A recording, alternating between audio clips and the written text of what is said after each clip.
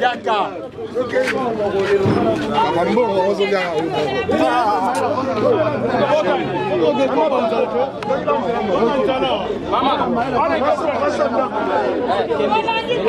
Maman mariée.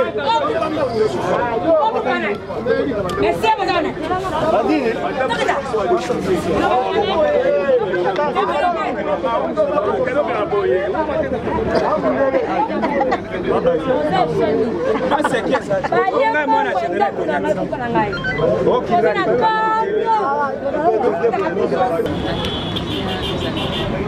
Bon, nous avons peuple kinois, toyoki oyo injustice outi ko salema na kati ya prison, justice na biso esali makambo ekoki ko salema te. Vital Kamerhe azali mwana mboka. Vital Kamerhe asengaki pièce par pièce. Mais justice ekomaki na niveau ya ko prouver pièce par pièce oyo mwana mboka président ya Union des Nations Congolaises INC asengaki mais ba justice ya biso ya etikalaki kopesa yango te.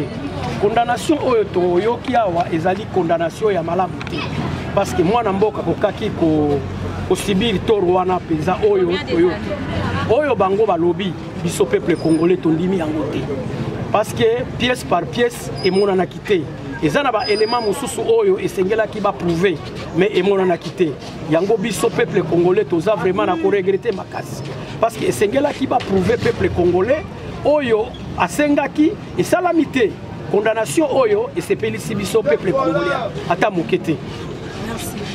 Merci. Bon, réaction na mapende ezali na sepeli mingi na makambo to oyo esami na kata mboka na biso. Banda to botama banda mokili banda non to mona te makamba bo esalema que président de la République banda ko so oyo ya banda ko sa ba détail na moko. Po peuple congolais azo souffrir. To lia non na passe, ko zo non na passe, makambo non na passe, dollar non na passe, makambo suka mabe na mboka Congo na biso. Mais loko président de la République asali pona moko alelo. Et si la et se répéter na batu nyonso o ba ko sali kama be na mboka Congo o ba zo sala ko banga te onani te ata ba sa na nzabo ba uti ko leka na TV moko na lobby ba sengi ba pardon ke bango ba liara ba mbongo ba kota bango nyonso ba zora ba $1000 ba zora ba $100 millions ba sengi ba pardon na bango to limbisi bango te po kala ba lobaka ngote balobaka ngote kala de nini sa télé mazo ba te ba bito limbisa ye na makambo ya salaki aleki mboka Congo asaki makambo ebele mena o esa milelo to beteli fati beto maboko esuka boyete alanda bango tina suka atika bango te tina suka esengi mutu moko auza salaire ya $500 millions $500 millions ba professeur ba oze lokote ba soda ba oza ba $100 kute kokate souffrance ezali to souffrir na ndenga passe mabeza na mboka Congo ya to sengi penza likambo fati beto asali esuka boyete kene tina suka. Merci beaucoup. Merci. Ministère. En tout cas, d'abord, il faut dire un grand merci d'abord au président Félix Antoine Tshilombo Tshisekedi. Pourquoi? Parce que Batumini Bakanisaki est abagé, dans le état des droits, Batusiko Yonde va comprendre l'état des droits. Parce que l'un des proches, le directeur du cabinet, chef de l'État Kamerhe déjà, Azalaï Kamandelo, en tout cas, merci à chef de l'État. Et puis, il faut le signaler, c'est la toute première fois depuis Congo et Banda, tout le monde a dit nous, directeur, il y a chef de cabinet Makangi. Et puis, en tout cas, merci à la justice, merci à la justice, en tout cas, et continuer Karaboué. Et puis, la critique de justice, à terme, tu as pauvre, on a raison, à 100 000 gens, à gagner parce que justice est un standard, ils ont occupé sous terre. En tout cas, et sous Kakana, Bakangamité, et continuer pour la moto. Motutu aye koyeba na kolengela mosala na ye ayeba na kobanga question asali oyo eza mpona population bakoyeba comment population bazosouffrir boye comment bakongolais ifuka tonyokama bato na poto partout basambelaka mpona bareve mosusu biso bato basambela po bazwa mbongo ya kolia. Non, c'est pas normal. En tout cas, justice pour continuer Moussala. En tout cas, merci encore une fois au président de la République, Antoine Tshilombo Tshisekedi, pour la Moussala qui toko. Il y a état des droits ou un PC justice. Aboye, justice, au Moukamate. En tout cas, au Moukamate et Soukarate, Ekende, partout dans le Oyo, Maza Moussala Teti. À mon humble avis, je dois quand même soutenir ce qui vient de se passer parce que dans le Congo, nous avons connu une justice arbitraire. Justice et Banda Kosal Makana Batumoro Boye, il y avait des gens qui étaient acceptés dans la justice. Alors aujourd'hui, tout le monde dit que ça a commencé avec la présidence de la République. Moni Bakangi, directeur des cabinets à chef de l'État, Bassambissé, et il a été reconnu coupable par la justice. Ce que nous pouvons dire, c'est que cette justice, il y a un des tombolaka mboka, parce que même la Bible dit que la justice élève une nation. Si dans un pays, il n'y a pas une justice équitable, ce pays-là ne peut plus subsister. C'est pourquoi moi, je dis toujours merci d'abord au président de la République pour ce qu'il a fait. Il a voulu qu'il ne soit même pas impliqué dans ces procès. Parce que Ebele Abatouakanda Kolokanisa de justice, il est pas Kokota Nakata Kobana Kosa n'importe quoi. Mais le chef de l'État a laissé la justice sa place. Je dis merci au chef de l'État et au juge, au président qui a quand même jugé ces procès. Il a amené quand même des choses dans la place de Banda Kokanate. C'est pourquoi moi je suis quand même reconnaissant et je dis merci. Mbote papa. Mbote. Na condamnation mon mboka Vital Kamerhe. Ben question des amis. Bon. Rapport nga na landi nga. Na landi ngo banda tongo na zai na vande rumeur de sa télévision na Zolanda. Na zo senga kaka. Justice na biso. Ezalaka ndenge ezala. Ba copier ba justice na lutu ya mboka na droitier. C'est-à-dire justice ezalaka indépendante. Hein? Bazala ni pour ni contre. Wana mboka etambola, mboka etambola kana justice. Justice il faut za makasi. Justice nde simba mboka. La prochaine de Tolandi, to remercier justice ndenge osamsane. Soki eke vraiment na Nzambe, Nzamba pambola. Nzambe pas pambola. Mboka na biso République démocratique. Mais balobi azaka yi monter les aba politiciens belé pe pas que. Facilité. To senga justice, c'est pour ça que justice, il faut ça là. Et soukaka wana te. Et souka même na ba chef ba veni, même na ba quartier, ba bourgmestre. Hein? Ma belle qui mingi na mboka na biso. Justice il faut ça là et kotatina sei. Et là la ministère par ministère. Et soukaka wana te. Merci Totonio Botoni. OK. Et là, on a hôtel. Na mboka na biso. La police. Et là, on a ngana bakisa. Parce que tozoka moi nungu, tozoka ba député. To vota bango. Bakena na parlement. Mais au 15 jours, toka député moko azolobela peuple. Député moko azolobela bato bakufi na este kuna. Azolobela basoda baza impayé. Salaire moko médiocre, pauvre enseignant. Bon, va accélérer bango. Dans le niveau tout ça. Bata la paix, makamusu soana, basoda bazala mieux payé. Ba projet au président de la République qui nango. Il y a 100 jours. Dans la campagne tout monde qui au salabo. Il faut pas réaliser ngo. Basoda bazala bien payé. Ba policier na biso bazala bien payé. Les enseignants sont bien payés. Quand les enseignants sont bien payés, moi je kende ko yiba ko zalate. Mais ceux qui battent la nyos, on va que la population baza impayée. Vous allez passe. Ceux qui enseignants baza impayés. Bazo futa masalaire moko médiocre. Corruption zakana ba école. Moi yibe ko zalaka. Des messages vraiment na ngana lo bangwana. Merci beaucoup. Bonjour mon Mboka. Ouais, bonjour monsieur les journalistes. Otali condamnation à Kamere a vu dans attaque congolais aux en fait, tout l'année pour ça, tout pendant du début jusqu'à la fin, l'étape où on va commis depuis le 20 jours, pendant la mais quant à moi, en tout cas, on a apprécié la justice de notre pays. Et c'est Moussa Nango, c'est bon. En tout cas, salut Moussa Nango. En tout cas, félicitations à la justice congolaise. Parce que quand même, c'est là la news, la solution ou bien ce peuple congolais, en plus de ça, vrai. Quand même, c'est lui le coordonnateur, il y a projet il y a 100 jours. Bon, on a ce bima qui est qui est coordonné ma ramonos. Jusqu'à là, on a passé qui, tu éviter, tu moniter. Bon, on a qui n'a pas coché à tout. Neti, l'autre cas, mon neti, une fille de 25 ans sur un piano. Kamere a sommé le Lupango, il y a plus de 2 millions de dollars. En tout cas, c'est pas normal, tandis que nous, le peuple congolais, souffre. Tout souffre trop. En tout cas, c'est pas bon. En tout cas, merci à la justice congolaise. En tout cas, en plus, la félicité du président de la République, c'est Félix Tshisekedi Tshilombo. En tout cas, donc, Moussala, on sait les âmes, on a début de mot déjà, Moussala, ils ont été. Donc, la justice, ça se fait pas ma somme écoutée. Au Nyon Soyi, Mboka, justice, ça fait ça, et poursuivre. Donc, eux, Salemi, et puis, c'est pas te béler, bâtir la cima. Exemple, au Guinababanga, Mongo, Yamboka. En tout cas, merci pour la justice congolaise. Est-ce que cette justice tout ça compte à rendre? Parce que Kamere a prétendu que ça candidat en 2023. Ils ont dissoudre l'élection dans la justice. Non, je ne pense pas. Je ne pense pas qu'ils ont compte à rendre quiconque qui est pour 2023. C'était prévu qu'il y ait possible dans la présidence de la République. Ce n'est pas un problème.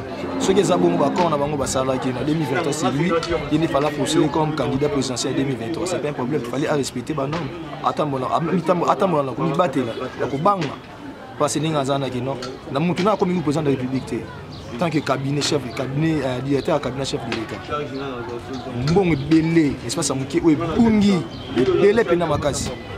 Bon, nous sommes comme président de la République.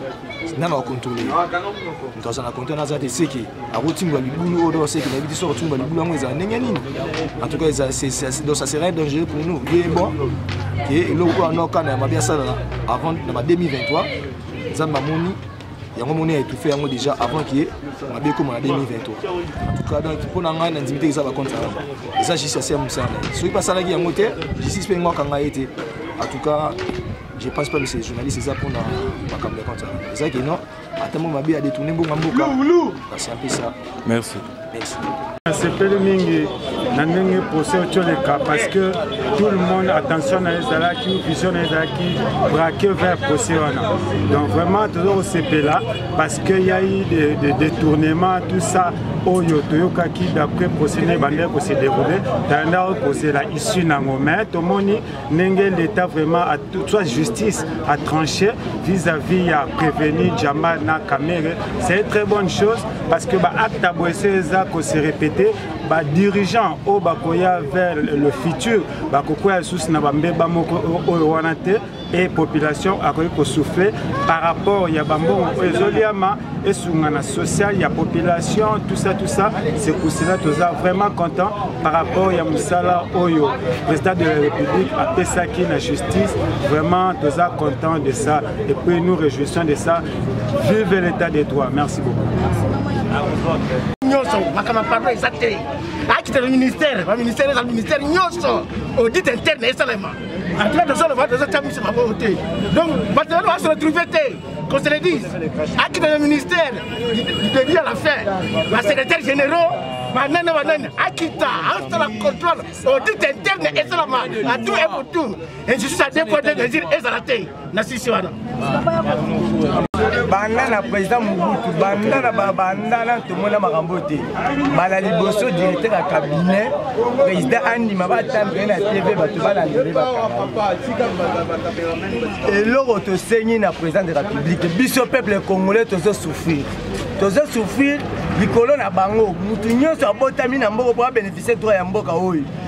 À ça la justice c'est car un lobby. Ceux qui justice c'est bien, par mieux c'est bien. abanda kaka na camere te tina bango nyonso bazongisa biso mbongo na biso basala banzela baekole bamai bacourant peuple congolais se retrouve toliaka bien malgré na mobutu bato ebele bazobosaka na mobutu tobanda kolia bien mais maramusu te mais tobanda kolia bien toyokende baklasi oyo totanga bien lelo totanga susu bien te corruption eleki mbongo ezokendaka na bapoche na bango basala biso état de droit toni tomona yango soki justice ya camere eza vraiment ya bien ça va bato mosusu eza te ke bosali bongo bobo recarte ye na course ya 2023 te bokanga ye na mbeba asali na mbongo na biso ya baso de buto ya bandako ya bapolisier ya baregime eza banzela po tomonaki efare te mais soki eza ke bosali yango mpo na kende bokase ye mpo na 2023 nzambe mpe akotelema justice ya nzambe ezali état de droit yango ifo tooluka yango ebanda na camere te tosepele na yo mpo aza directeur na camere première fois olive mutu oyo aza na sekeno bakanga ye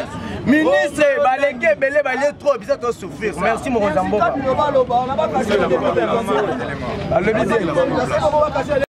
bote na biso bana na ngai biso awa na Congo tonyokwami mingi na bana biso tokoti pasi eleki pamba te bana oyo tokotangisa bango na lolenge nini bana oyo bakomi bakuluna pamba te moye ezali te mama mboka ebebi mboka ekufi lokola bakondane kamere mama ebanda na ye moko te eza na bao balandi ye ti na suka pamba te bango nyonso moto ya malamu azali te mama na ngai mokonzi oyo akiteli biso lelo oyo na mboka oyo papa Phoenix soki kaka nzambe nde atindaki ye mama na ngai asala mosala na ye pamba te alibere biso bakongole tokomi bawumbu kolia na pasi kolala na pasi mama na ngai dolare mati $150 ekomi soki na combien $50 ekomi na combien mama 100 000 francs congolais $50 100 000 francs congolais ngana fundaka ndako ya $50 100 000 wana ngana kozwa wapi 10 000 mbala jomi oyo mboka oyo tokosuka wapi nzambe akota na kati na papa Phoenix asala biso bolamu mbamba totolongwa tata bombo oyo tozala mpe lokola bato oyo bazali na mboka ya mindele bazali kolia susu mobimba bango moko biso toza kolia susu moko bato tukumi bale mama tokobuka ndenge nini mama na ngai pasi eleki nzambe apambola papa président na biso premièrement, pour féliciter notre président de la République. On a le salon Nenge Salami, en tout cas, justice Nenge vraiment Sengaki Salama, Nenge P Salami. Donc, il y a un peu de choses qui ont beaucoup de maman. Pour habiter au Yibi, Azo mérité, Aza Kounani. Le détournement, même Patrice Mbela, qui pour détourner ça, détournement, c'est ça, ils ont permettre qu'on ne pas dire, ils ont soutien la poche de ça, ils ont saqué, peuple souffrir, battre, après ça m'a l'amouté, au lit à Malongate, donc on a mis ma compte, on a mis on se bénéficier d'un moyen qui est pour la nuit. Oui, merci beaucoup. Le pour la Italie Mboka. C'est Péline apprécié pour la justice, même la Bible les a recommandé la faute, oui, on peut pardonner. Alors, justice, ils allaient mis les lots, ils allaient pour la couper, ça au moins, et tout le monde a Batikali, pour la couper, baby sans quitter Mboka. Et rappeler Bango. Merci pour la juge principal, la maîtrise à l'outil pour toi, la couper, trancher les Bango, il y a des OP, ça puisse pouvoir, il y a des la ressource de la justice pour essayer de faire mboka na biso. Il faut qu'on ait mboka na yo. Ceux qui va pèser confiance pour na kueba ko tombo la mboka na yo. Faut qu'on pèse peu confiance na moto tinyo ko na osala musala. Ils allaient bien privé à moto, mais ils allaient bien public. Il y a moi na nyuso kwa zone là, mona o ezali makambo ya malamu, o ezali na pouvoir ya parti. On a pèse merci pour la justice au tout ça.